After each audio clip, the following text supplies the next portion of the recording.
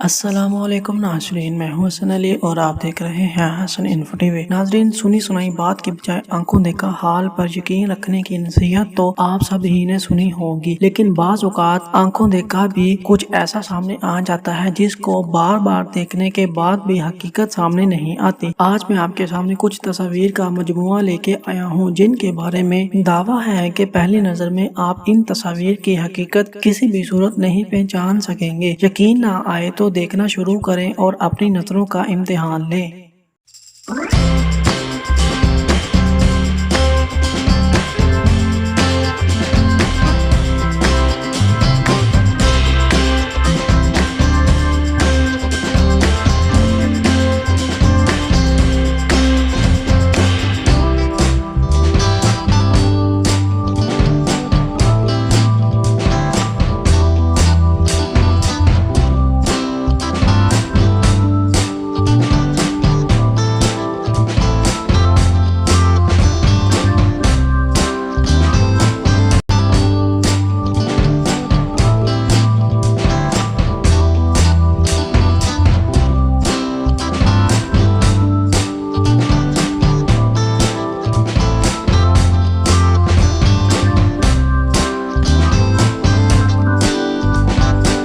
आप बताएं कि इनमें से कितनी तस्वीर की हकीकत आप पहली नजर में पहचान पाए।